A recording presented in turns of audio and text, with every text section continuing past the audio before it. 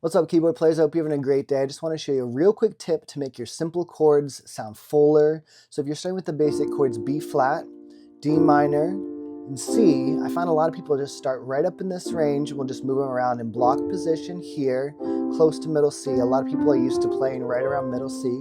And so I actually recommend that you take that chord first of all and just move it down the octave right here. That already starts to make your chord sound fuller and more mature without even changing anything else. The reason that this range sounds really nice too is that a lot of vocalists, the vocal melody will sit right up in this range here. And so if you let the vocal melody sit up above you like this, you see it already sounds fuller because now we're not competing with it, putting the chords right on top of that vocal melody. Obviously, if you took it down too low, at some point it starts sounding grumbly. Hear how that doesn't sound good. And if you play it really up high, it starts to sound like kiddie music. So I find this range right about here is actually the best place to play chords because, again, the vocal melody hangs out right in this range. So first tip is literally just move it down. Second tip, if you take this middle note, and this is the main thing we're talking about today, if you take this middle note and just move it up one octave. So these notes are going to stay exactly where they were, but that middle note's going to go up one octave. And so you're going to end up with what I call the 10th voicing. So you see this is the root, 5th, and 10th. If you're not familiar with intervals, it literally just means we count up the scale. We count 1, 2, 3, 4, 5. That's your 5th. 6, 7, 8, 9, 10. So that makes your 10th voicing.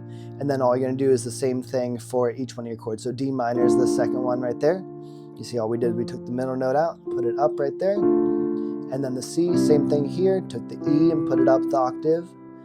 So go like, Jesus, your name is the highest, your name is the greatest, your name stands above them all.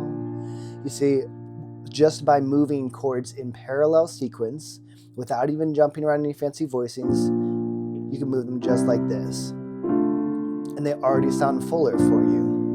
So a couple more tips. I got 2 more tips for you to create dynamics out of this. So the first one, if you have those 3 notes and we're just moving those around real simple, you can move around any chord that happens in the song. You see there's a G minor that comes up there. You just play the same thing right there. Move them all around together.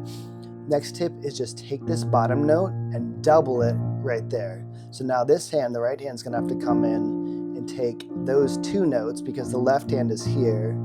So Jesus, your name is the highest, your name is the greatest, your name stands above them all.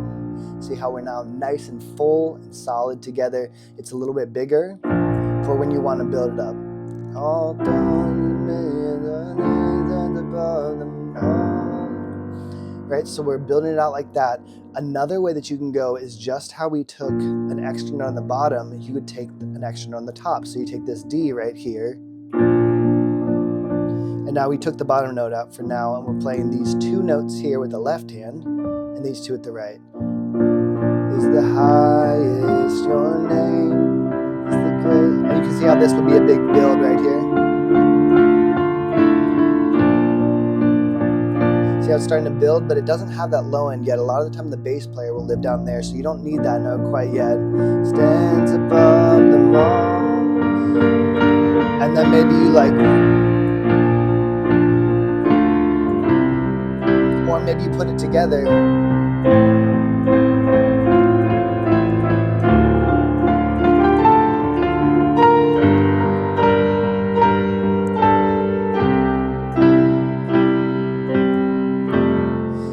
We're hanging out right there on that 10th voicing. Even when we space it out, the right hand a lot of the time is hanging out on the 10th of that chord, and the left hand is in the one from the chord chart that you see up there.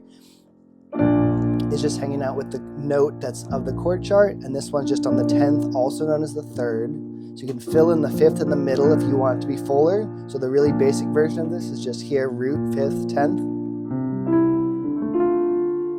But you can space it out like that, where you put the bass note there and the 10th right there. They're not necessarily close like that, like a 3rd, because you can hear that can get grumbly quick. So it's right here's the 10th.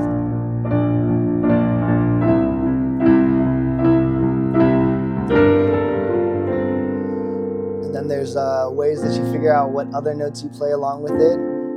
And I'll be looking forward to showing you some of those things in a future video. But I'd love to see you try these tips out in a worship song. Maybe you want to try out this one, would be a good one to start with.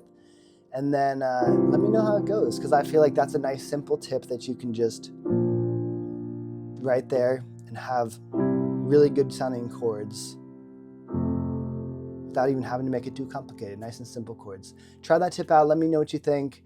I look forward to hearing from you. Have a blessed day.